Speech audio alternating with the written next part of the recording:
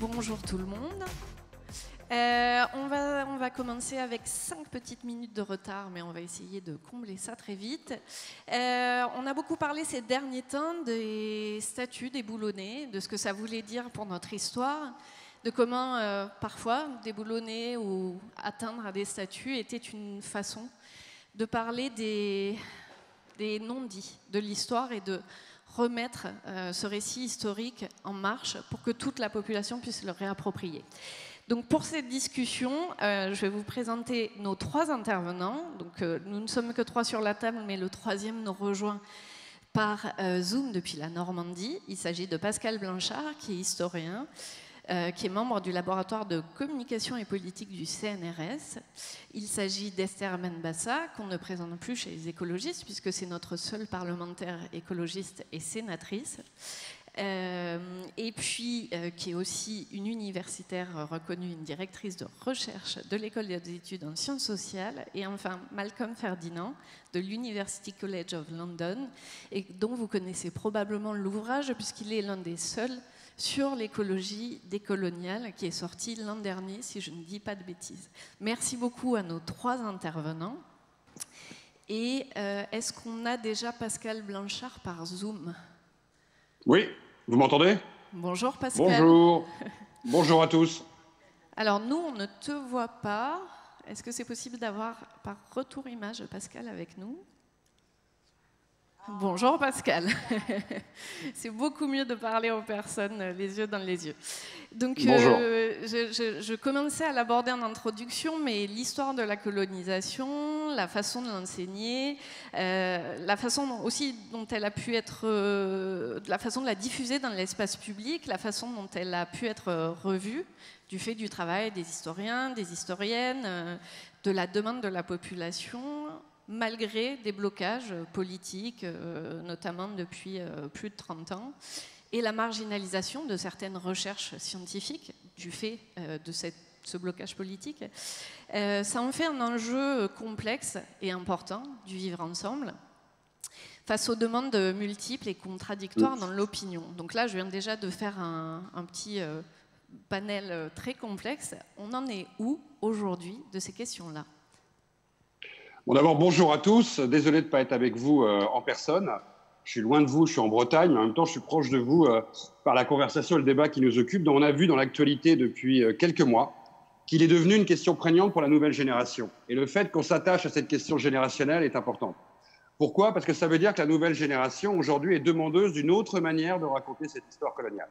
Esther le sait, puisque ça fait maintenant quelques décennies que nous travaillons sur ces questions-là. L'histoire coloniale, elle n'est pas neutre en France. Elle occupe un espace très particulier qui dépasse simplement la question historique. Elle est liée bien sûr au travail qu'ont pu faire les historiennes et les historiens depuis des années, et le travail a été fait. Quoi qu'on en pense, malgré les difficultés, il y a toute une génération de chercheurs qui a fait du très bon travail et qui étaient l'héritier de leurs aînés, qui avaient déjà fait avant du très bon travail. Le problème de l'histoire coloniale en France, c'est qu'elle touche à quelque chose qui va bien au-delà de la question historique. Il parle de diversité, il parle de la posture de la République, il parle de nos aînés, de la manière dont ils ont considéré la France, il parle de notre rapport au monde, il parle en fait de quelque chose de très compliqué, simple dans les mots mais compliqué dans les faits, comment la République a pu coloniser. Il parle du dernier peut-être grand tabou historique du XXe siècle français. La preuve, il n'y a toujours pas un musée d'histoire coloniale dans ce pays.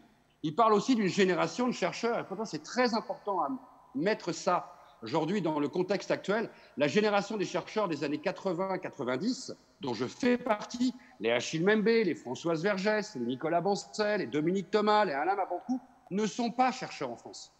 Ils sont partis à l'étranger parce qu'il n'y avait pas de place en France, où on ne leur a pas laissé de place, qui aurait permis d'appréhender ces débats de manière sereine, comme dans d'autres pays. Ça ne veut pas dire que cette histoire peut être sereine, ça veut dire de l'appréhender en termes historiques de manière sereine. Aujourd'hui, ce qu'on voit, ce n'est pas qu'un problème d'histoire, c'est aussi un problème de mémoire. Comment cette mémoire dans le présent va pouvoir être partagée, va pouvoir être entendue, va pouvoir être partagée par tous, quels que soient les points de vue de tous, descendants, je dirais, d'anciens colonisateurs ou descendants d'anciens colonisés. Et puis enfin, il y a un dernier débat qui renvoie aux statuts. Les statuts, dans nos rues, sur nos places ou les noms de rues, ce n'est pas de l'histoire et ce n'est pas de la mémoire, c'est de la commémoration.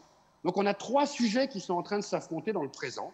C'est comment écrire cette histoire et comment l'État, la nation, l'éducation nationale doivent aujourd'hui pouvoir s'emparer de cette question, et ça fait débat. Tout le monde n'est pas d'accord sur la manière de raconter cette histoire, et la manière dont les mémoires différentes peuvent être entendues, et on a du mal en France, on l'a vu avec la question de Vichy, à un moment trouver un équilibre sur des mémoires différentes pour être quelque part à un moment une mémoire nationale, avec par exemple des musées, avec par exemple des grands programmes muséographiques ou d'exposition, et on a la question de la commémoration. Et la commémoration, elle renvoie à quoi? Elle renvoie à des héros qui, dans nos rues, racontent qu'un des pans de l'histoire, à des héros qui font débat aujourd'hui, et largement débat. Puisque si à l'époque ils étaient des héros, ils ne le sont plus aujourd'hui aux yeux d'une population en France qui a un autre regard. Et attention, ce n'est pas qu'une population qui est issue de ces histoires post-coloniales. C'est une population aujourd'hui jeune, on va dire les 15-30 ans, qui ont à l'école reçu un autre regard sur l'histoire coloniale, qui ont un autre point de vue, qui ont fait parfaitement le lien entre l'histoire coloniale et l'histoire des discriminations, et qui considèrent qu'il y a un décalage dans la manière dont on raconte l'histoire, dans la manière dont on a une matrice de la mémoire commune et dans la manière dont on commémore. Et ce n'est pas qu'en France. On l'a vu en Allemagne, en Belgique, en Angleterre, aux États-Unis, au Canada. Cette histoire, elle est tectonique parce qu'elle nous oblige à repenser notre passé et notre présent en commun. Elle nous oblige à savoir comment on va éviter deux voies radicales. Car dans le même temps, il peut y avoir deux radicalismes qui s'opposent. Un radicalisme qui impose une nouvelle vision complètement à 100% différente et quelque part qui va violenter les mémoires communes. Et de l'autre côté, des vieux nostalgiques qui ont loin d'avoir lâché la barque et qui continuent à intervenir dans ce débat. Merci beaucoup, Pascal. Je suis obligée de faire un peu au pas de course parce qu'on a commencé avec quelques minutes de retard. Malcolm, aujourd'hui, pour toute une partie des écologistes, qu'ils soient politiques ou non, on commence à considérer, à appréhender le fait qu'on ne peut pas être écologiste sans être anticolonialiste, décolonialiste, et inversement, puisque ce sont deux pulsions de prédation des terres. Alors j'aime bien reprendre cette expression parce que c'est le titre d'un ouvrage assez intéressant de Rassan Gadge, donc je lui rends le mérite de cette expression. Et donc, comme le disait Pascal, il a fallu attendre l'émergence ou l'acceptation, en tout cas, de travaux anciens et le travail plus récent, pour que le lien, l'idée qu'il y a un lien entre colonisation et destruction de la planète commence à émerger petit à petit dans le débat public et que cette notion de prédation liée au capitalisme s'affirme petit à petit.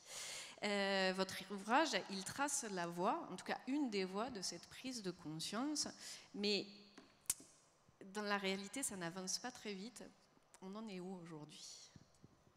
Alors, bonjour tout le monde. Je suis content d'être là et de partager la table ronde avec ces invités. Effectivement, l'ouvrage que j'ai publié, Une écologie décoloniale, penser l'écologie depuis le monde caribéen, pointe cette articulation entre pensée écologiste et pensée postcoloniale, décoloniale, etc. Mais la question à se poser, et effectivement, on commence à faire le lien. Il y a des rassemblements qui se sont faits récemment, par exemple, entre Génération Climat et Génération Adama. On voit en fait qu'on ne peut pas être, comme dirait Gassin Arrange, on ne peut pas être antiraciste sans être écologiste et vice-versa.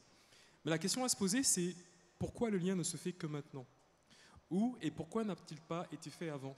Parce qu'en fait, la colonisation a toujours été une entreprise aussi avec des dimensions écologistes, des dimensions destructives écologistes.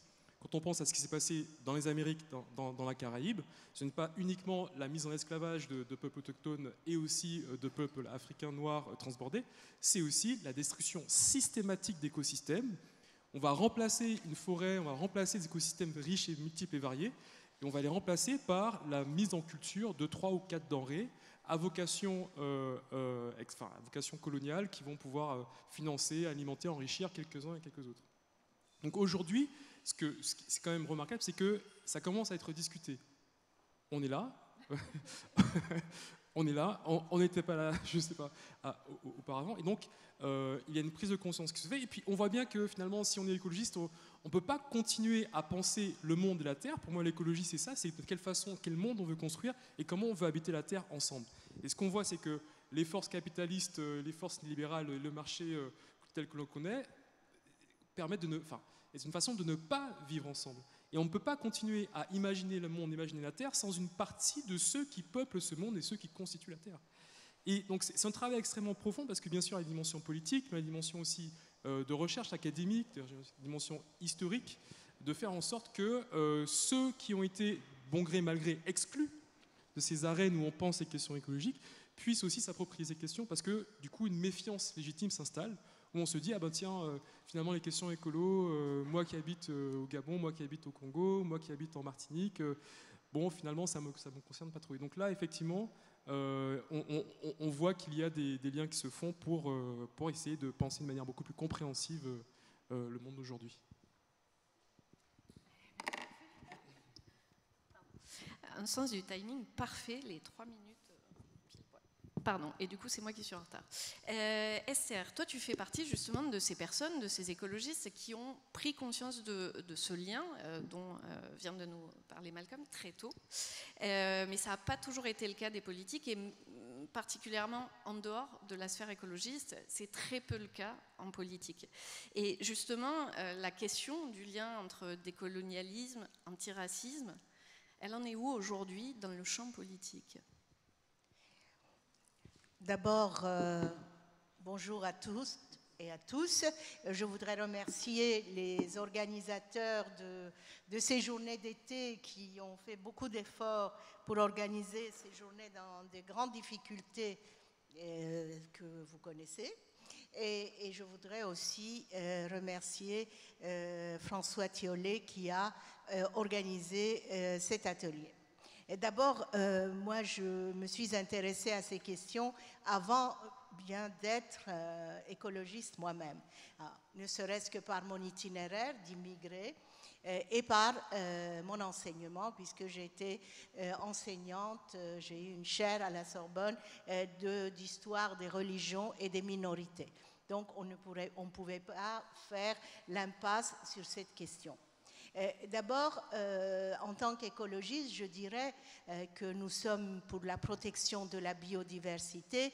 Et qui dit biodiversité dit multiplicité de la faune, de la flore, etc. Donc je ne crois pas, en tant qu'écologiste, je pense, et c'est une preuve historique, que les sociétés ont aussi une biodiversité.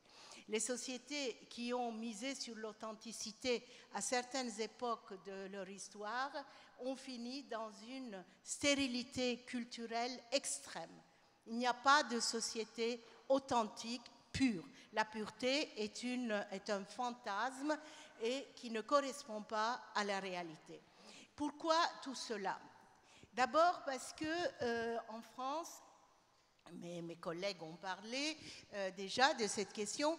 En France, le modèle universaliste a fait que la diversité était, disons, étrangère, puisque ce modèle que John Scott a très bien décrit, n'est-ce pas, l'universalisme qui serait blanc, masculin et catholique. On peut bien sûr ne pas être d'accord avec cette explication qu'elle a disons, donnée dans plusieurs de ses livres, mais il faut dire que dans l'universalisme, l'individu est abstrait, c'est une unité abstraite, et c'est dans ce cadre qu'on ne peut pas intégrer, parce que l'intégration demande des deux côtés une acception. De ce modèle universel, il a ses bons côtés, n'est-ce pas? Tous égaux, ce qui n'est pas vrai, tous devant, disons, les institutions à égalité. Tout cela, c'est un fantasme qui ne correspond pas à la réalité. Nous connaissons le rôle des discriminations qui empêchent, n'est-ce pas, de gravir les échelons de la société. Nous allons parler de cela dans un autre atelier. Néanmoins, à cause de ce concept universaliste auquel est liée la laïcité, une laïcité d'ailleurs qui s'est éloignée du modèle libéral intellectuellement de 1905, qui était une acception de la liberté des cultes. Aujourd'hui, la laïcité est devenue aussi quelque part une sorte de restriction, une sorte de religion qui n'admet pas la diversité. Alors tout cela fait que notre pays est en retard et surtout nos partis aussi bien à gauche qu'à droite, et qui ont tourné sur les bienfaits de l'universalité et l'exceptionnalité de cette universalité qui ferait maison commune, comme disent aujourd'hui les écologistes. Mais ce modèle ne fonctionne pas dans la réalité parce qu'il reste vraiment abstrait. Et les partis se sont, disons, recroquevillés sur cette idée que tout le monde était égal.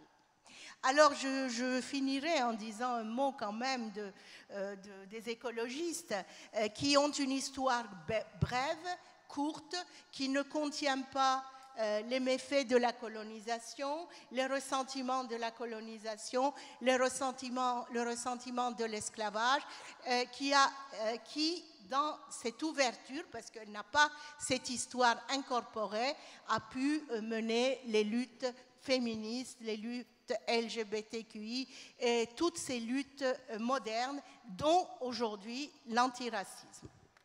Merci beaucoup. Alors là, on a fait un petit tour d'horizon de la situation et du contexte dans lequel on est. Mais la question de cet atelier, elle tournait autour des débats récents, autour de la place dans l'espace public de personnages historiques qui ont été érigés au rang de fait, de modèles pour les Français, puisque c'est leur place dans l'espace public qui est prépondérante. Et l'une des formes de mobilisation a été d'altérer ces statuts. Et c'est une forme de mobilisation un peu particulière. Alors, ce que j'aimerais savoir pour rentrer dans la question de départ, c'est quel est votre regard sur cette forme de mobilisation qui prend un aspect viral à l'époque des réseaux sociaux et son impact réel pour faire avancer la compréhension de notre histoire et les enjeux de mémoire et des espaces de commémoration. Alors, qui est-ce qui souhaite commencer? On fait l'inverse?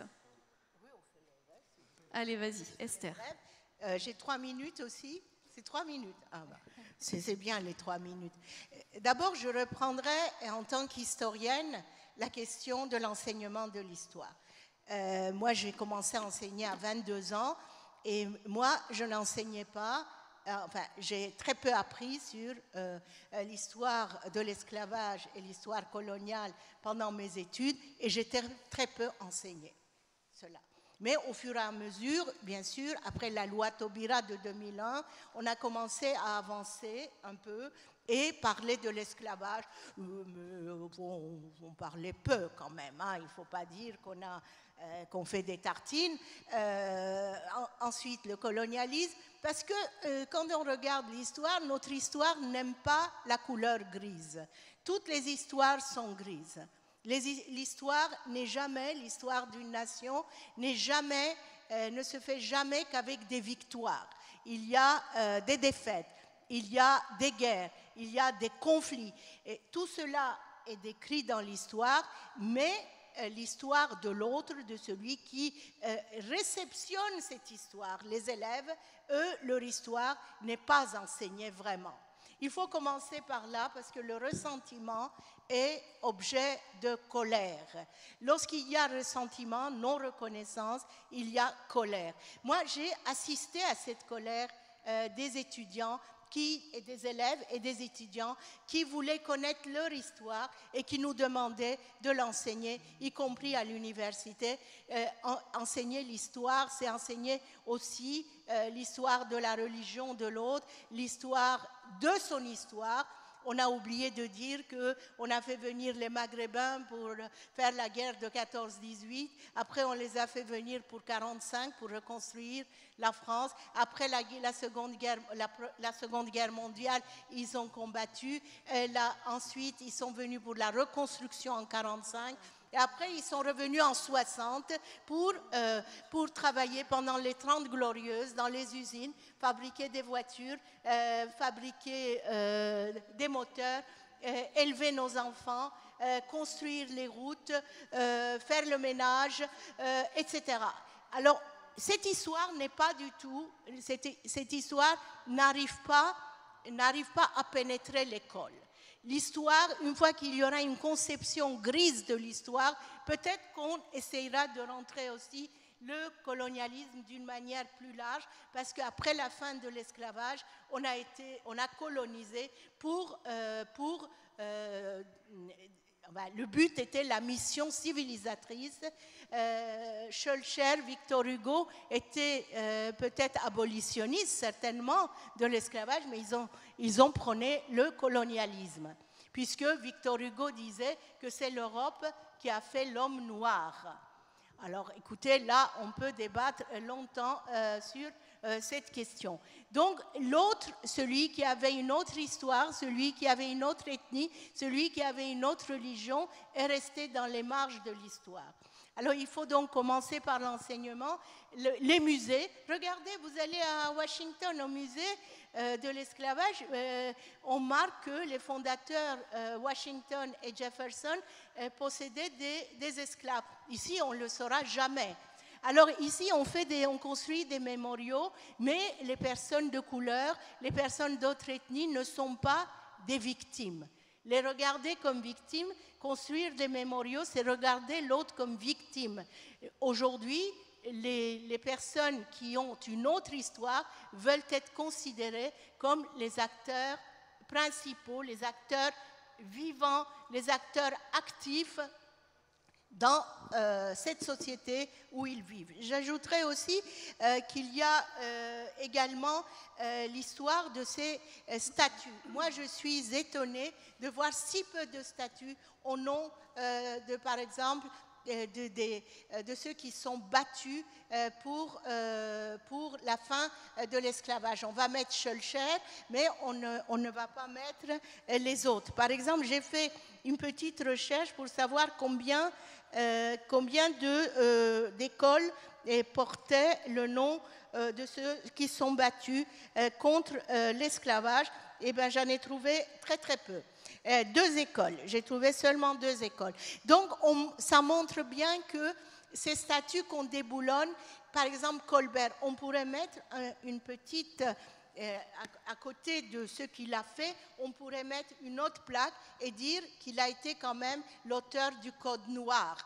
Alors, ces statuts qui existent, il faudrait leur donner, comme l'histoire, la partie grise aussi. Alors, tout cela manque et il n'y a pas de modèle historique pour donner aux jeunes gens, disons, leur faire recouvrer l'honneur perdu. Alors, je cherche le nombre de ces écoles. Ça m'a vraiment étonnée parce que je voulais absolument... Voilà, j'ai trouvé.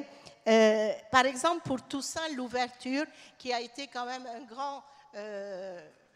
disons, une personnalité marquante de l'abolition. En France, il y a 2 écoles, une à Clichy et une à Pontarlier qui portent son nom.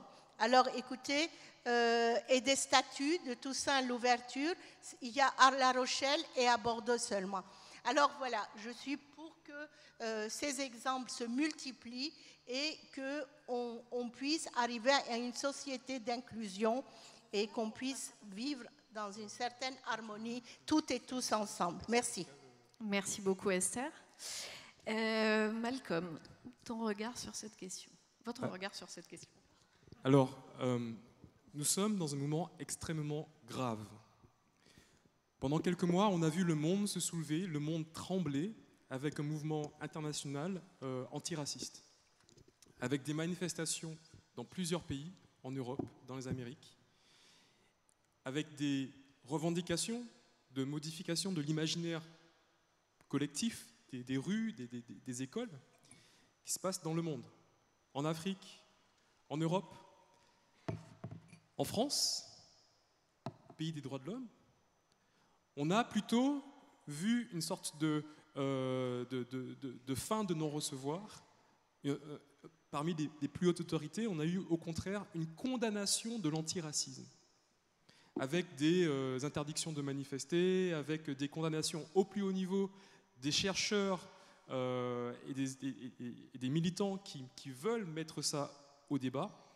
On nous a qualifiés de sécessionnistes, on nous a qualifiés d'universitaires qui voulaient trouver un bon filon.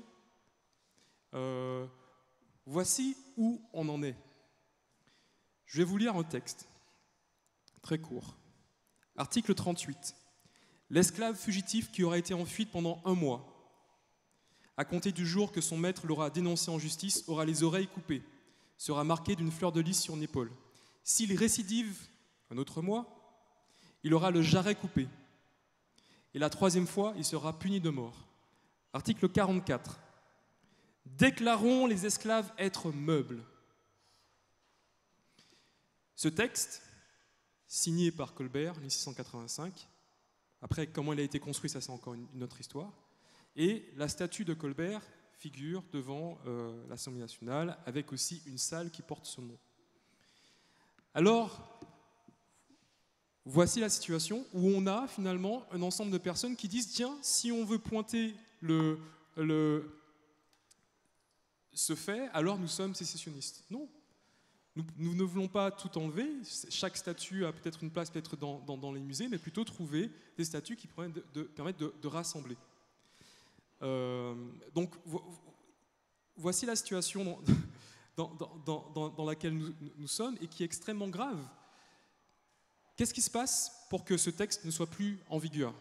On a l'abolition de l'esclavage. En fait, il y en a eu 2. D'abord en Haïti, puis après en 1848, etc., dont finalement Victor Schœlcher a eu une place intéressante.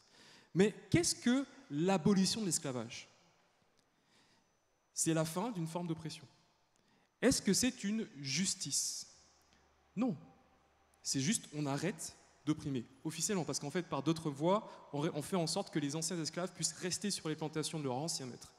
Mais plus encore, qu'est-ce qu'on fait?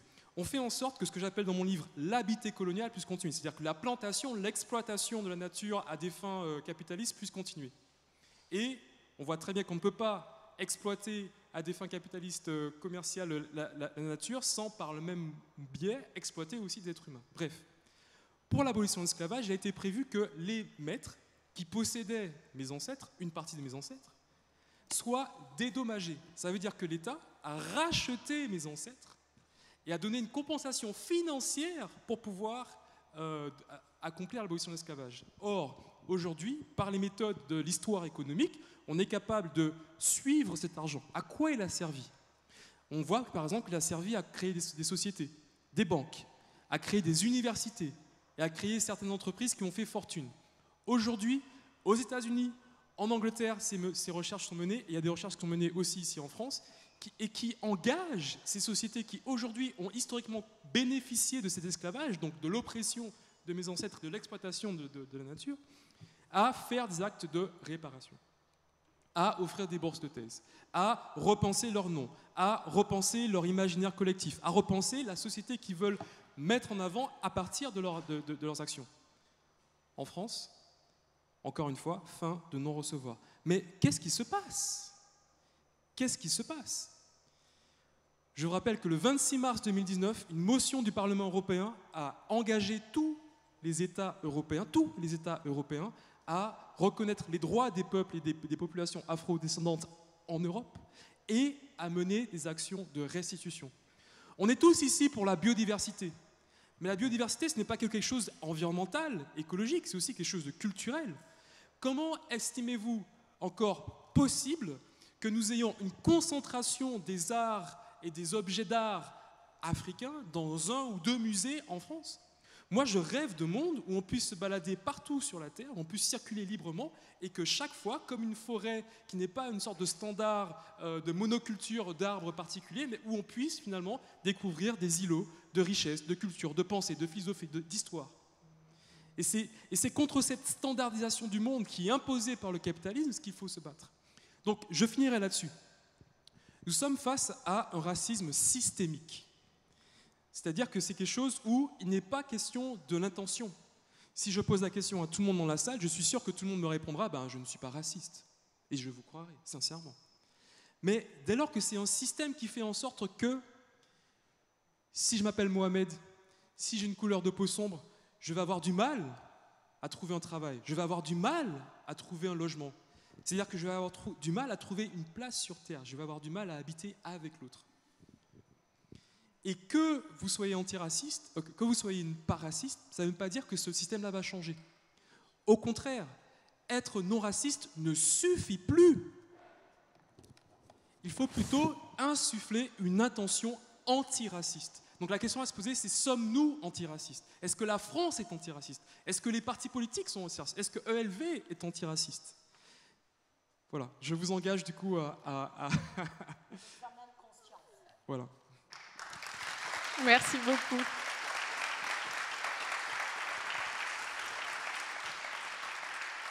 La question de la conscientisation de nos propres angles morts fait effectivement totalement partie de ce qu'on abordait. Et s'il y a des gens qui s'interrogent sur la question que posait Malcolm de suivre l'argent, à quoi il a servi, il y a un ouvrage qui date un peu, mais d'Andreas Malm, je ne sais pas si tu connais, qui retrace les leviers, comment se développe le capitalisme sur le dos de la colonisation de l'Inde pour suivre les marchés du charbon.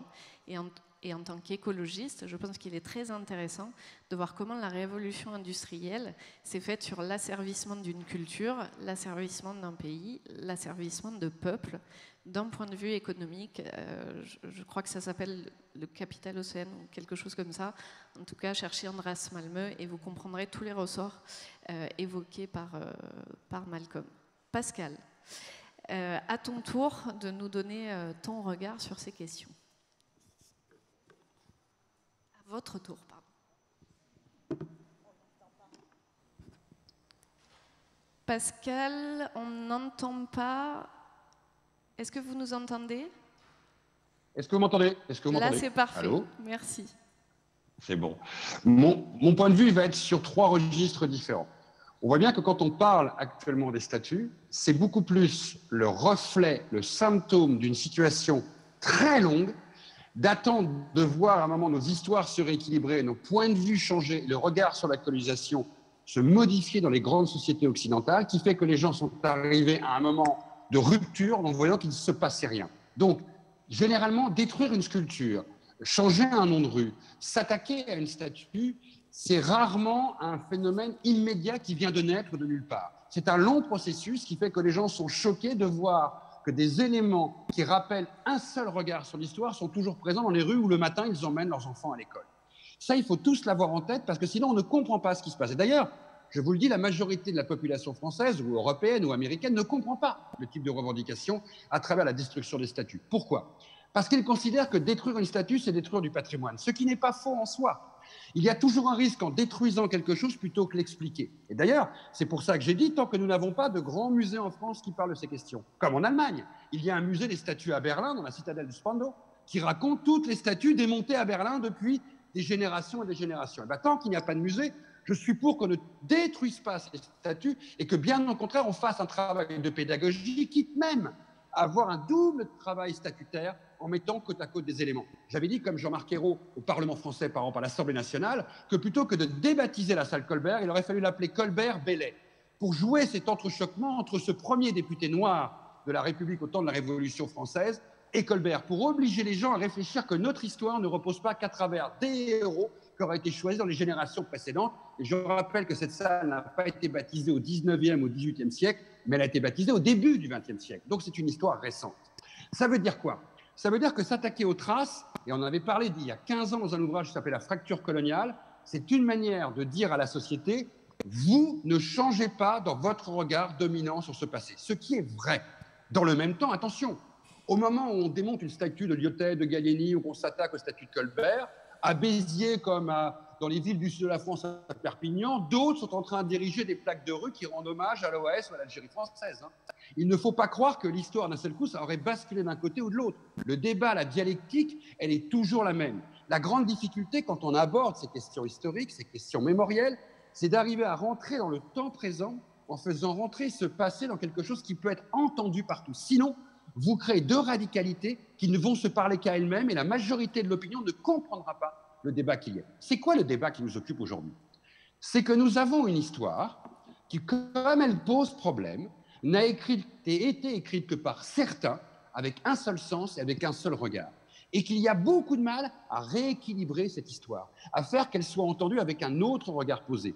dans tous les espaces de la société, l'espace culturel, l'espace politique, l'espace de l'éducation nationale, mais je dirais même dans toutes les questions. Et on le voit bien, le travail qui vient d'être fait, par exemple, sur le lien entre écologie et colonialisme, le travail qui a été fait entre discours de l'intégration, par exemple, et discours colonial, le travail qui est fait sur l'intégration en France des populations migrantes et le rapport au colonial, le fait que la République a pu coloniser. Je vous assure, et Esther le sait très bien dans le travail qu'on fait sur le terrain, quand on est enseignant et qu'on va dans une salle d'école face à des jeunes de 15, 16, 17 ans, qui généralement sont issus en France maintenant de parcours très divers, et que vous devez expliquer que la République, pays des droits de l'homme, a aussi été la République qui a colonisé, bon courage. Bon courage parce que vous provoquez un décalage qui est anachronique dans la mythologie de la République. Et en même temps, la République a porté des valeurs qui ont permis à ceux qui ont voulu s'émanciper du joug colonial d'y puiser. Les Ho Chi Minh, les Ferhat Abbas, les Messaliadj, les Césaire et les Senghor.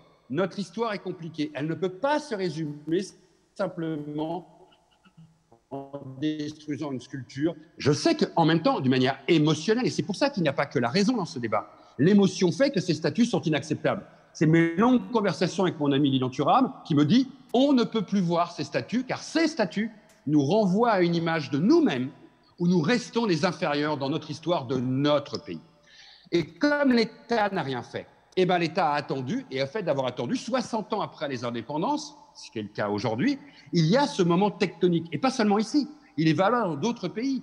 La France a deux particularismes là-dessus. Je voudrais terminer sur ce point-là. D'abord, elle pense que sa colonisation a été différente de celle des autres. Elle pense qu'elle a émancipé l'esclave.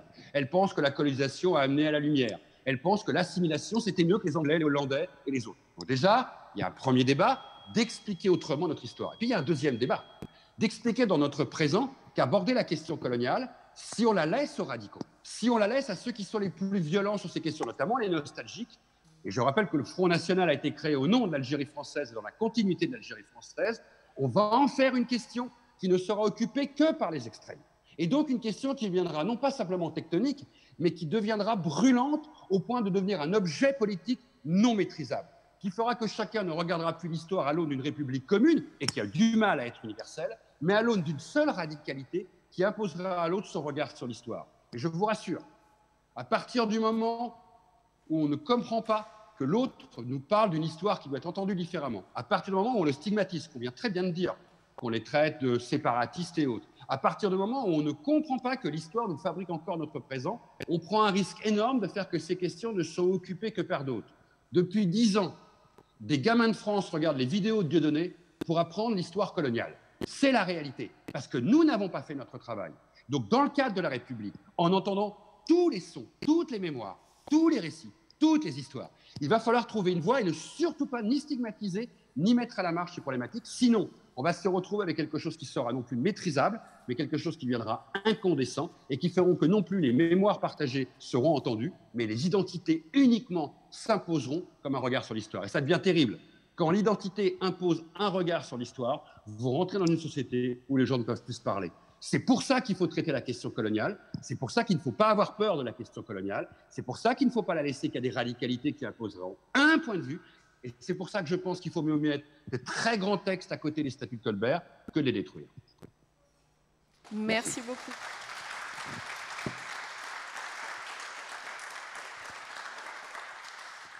Alors, c'était passionnant. Merci beaucoup à tous les trois. Et je pense qu'il doit y avoir des questions dans la salle. On a exactement 10 minutes, donc des questions courtes. Et malheureusement, les intervenantes vont faire des réponses courtes, mais peut-être que vous pouvez répondre un peu après en sortant. Bonjour, merci à tous. Merci beaucoup pour ce que vous nous avez apporté. Moi, j'ai démarré ma première année d'enseignement d'histoire-géographie au lycée Jean-Baptiste Colbert de Thionville et je partage cette bonne nouvelle. Il va maintenant s'appeler Rosa Parks. Juste pour finir, du coup, une question liée à mon métier d'enseignant. Est-ce qu'on ne pourrait pas, comme on enseigne la mémoire de la Shoah ou la mémoire de la guerre d'Algérie, est-ce qu'on ne pourrait pas aussi enseigner cette histoire complexe, pas juste de la décolonisation, et de la colonisation et de la décolonisation, mais aussi enseigner le parcours et l'évolution de cette mémoire, qui serait en fait une façon d'enseigner du complexe, mais de ne pas trancher sur la manière dont on doit enseigner ces choses. Alors, on va prendre 3 questions. Tu en as une juste là? Ouais. Bonjour, merci pour ces interventions. Elles font du bien à entendre. Je suis élue locale dans une ville très conservatrice et à la rentrée, prochain conseil municipal, je vais leur demander de déboulonner une statue du général Bugeaud qui se trouve dans notre ville. C'est pas n'importe qui, le général Bugeaud. Alors j'imagine, je leur fais un procès d'intention, j'en sais rien, mais ils sont quand même plus prompts en général à se réunir avec les anciens d'Algérie et à commémorer un passé sur lequel ils n'ont pas le même regard que moi.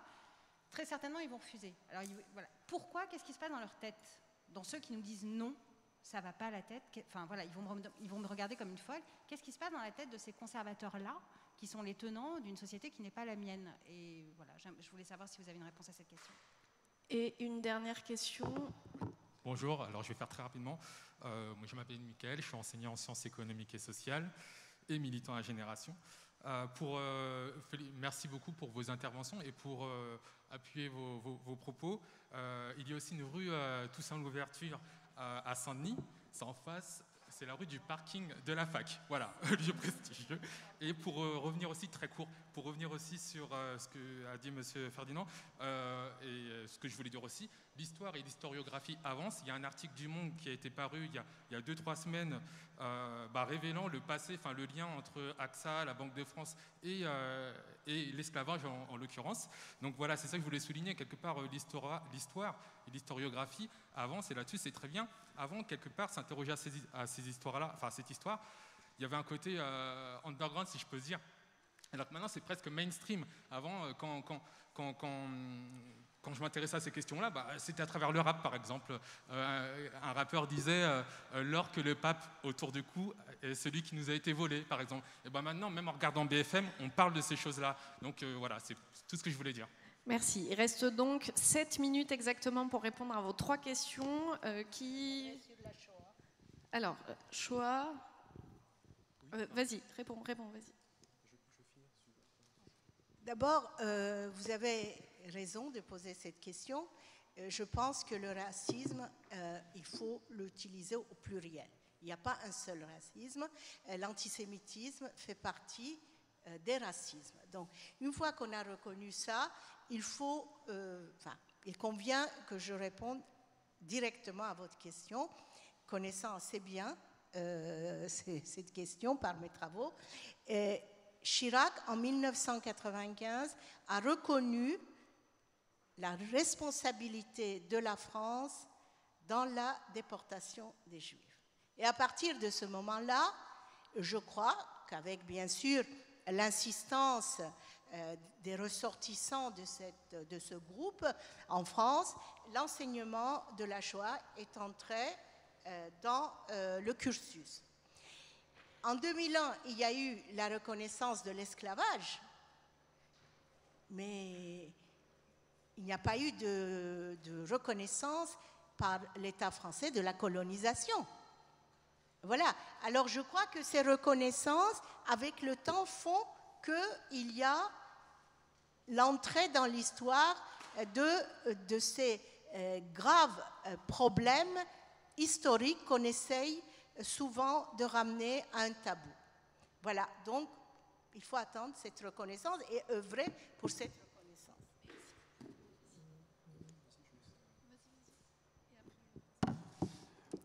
Alors, la première chose, c'est qu'il y a une question de principe. En 2001, effectivement, la France reconnaît l'esclavage comme un crime contre l'humanité. Donc, je vous ai parlé de cette abolition qui a bénéficié financièrement aux maîtres. Et la loi qui reconnaît l'esclavage comme crime contre l'humanité a évacué l'article qui parlait de réparation. Donc, c'est quand même incohérent que l'espace où on a voté cette loi, qui condamne l'esclavage comme crime contre l'humanité, est le même qui va exposer une statue d'un de ceux qui a signé, celui qui mettait en esclavage. Et sans qu'il n'y ait aucune modification, sans qu'il y ait aucune même affiche, même... Alors moi je ne parle pas de détruire les statues, je parle de les mettre dans des espaces pédagogiques, dans des musées, etc. Et la question qu'il faut se poser, c'est, au fond, pourquoi être antiraciste ? Quelle est la finalité ? En fait, le refus du racisme, l'antiracisme, porte en son sein une autre vision du monde, une autre vision de la société. Et il est temps que cette autre vision de la société soit aussi reflétée dans l'espace public. Et alors je suis très content pour le lycée Colbert qui va être renommé Rosa Parks, mais faisons attention à ne pas externaliser la question du racisme et de l'esclavage. Comme ça, c'est fait très longtemps, où le racisme et l'esclavage, c'est aux États-Unis, où je connais plein de lycées qui s'appellent Rosa Parks, qui s'appellent Frédéric Douglass, beaucoup moins qui s'appellent Toussaint Louverture, Louis Delgrès, je parle en France hexagonale, ou la mulâtresse Solitude. Et qu'il faut aussi opposer à Colbert ceux qui se sont opposés à l'asservissement mis en place, ou en tout cas facilité par Colbert. Merci beaucoup. Pascal, en 2 minutes chrono, et après on rend l'antenne. Alors, il faut mettre le son de Pascal, si c'est possible en régie. C'est bon là, vous m'entendez? Merci, c'est bon. Vous m'entendez? Je pense que la question sur Bugeaud est essentielle et que ça va être un réel combat dans votre municipalité. Et je pense que vous avez posé exactement la bonne question. Pourquoi ils ne sont pas d'accord? Ils ne sont pas d'accord parce que toucher à Bugeaud, c'est totalement modifier la manière dont ils vivent une nostalgie, un récit et une construction du récit national. Toucher à Bugeaud, c'est s'attaquer d'une certaine manière à dire que la colonisation en Algérie, donc la colonisation globale, donc l'œuvre de la République, n'aurait pas été positive. Je vous rappelle que nos députés et nos sénateurs, en 2005, ont voté une loi, un article de loi 1 et 4, sur la colonisation positive. Donc c'est toucher à un des paradigmes. Je vous donne un petit conseil, parce que vous avez raison, ils vont dire non. Commencez au final, quand vous aurez fait votre bras de fer autour de Bugeaud, à leur demander au moins une chose s'ils ne veulent pas y toucher. S'ils y touchent, ce sera encore mieux. Qu'il y ait 2 textes autour de la statue. Un texte écrit par eux et un texte écrit par un historien qui donneront 2 points de vue sur Bugeaud. Pourquoi? Ça fera naître dans l'espace public un débat sur qui est Bugeaud. C'est la meilleure manière pour que les citoyens de votre commune s'emparent du sujet. C'est la meilleure manière pour qu'on se mette à discuter des choses. Je vous rassure, au final, la République a démonté toutes les plaques de rue, toutes les statues, tous les monuments, toutes les avenues du maréchal Pétain, comme d'Alexis Carrel. Ça se passe toujours comme ça à un moment. Mais c'est un rapport de force qui doit aussi être un rapport de force pédagogique. Les gens dans votre commune doivent comprendre le pourquoi enlever une statue fait sens. Et si ça crée violence, si ça crée réaction, c'est que derrière, il y a des éléments idéologiques, politiques, symboliques énormes. Ce n'est pas juste de la vieille nostalgie à la papa. C'est un vrai sujet de fond qui touche même à la manière dont ils pensent la France. Donc, négocier, trouver, argumenter, mettez des textes. En tout cas, on viendra vous aider pour faire une conférence là-dessus, pour dire qui était Bugeaud, et il y a de quoi dire. Merci beaucoup. Et le flux se coupe dans 10 secondes. Donc, au revoir à ceux qui nous suivaient sur Internet. Merci beaucoup à vous 3. C'était passionnant. Je pense que beaucoup de questions se posent encore plus suite à toutes les explications que vous avez données. Là, on est en dehors d'Internet maintenant, puisque le flux vient d'être coupé. Toutes nos excuses pour les 4 minutes du début, les échanges très courts, mais c'est le format que nous nous sommes imposés. Bravo, merci à toutes et tous. Merci aussi à François Thiollet qui a rendu cet atelier possible et qui n'est pas avec nous puisqu'il anime l'atelier 5G. Et à très bientôt pour la suite de ces échanges. Au revoir.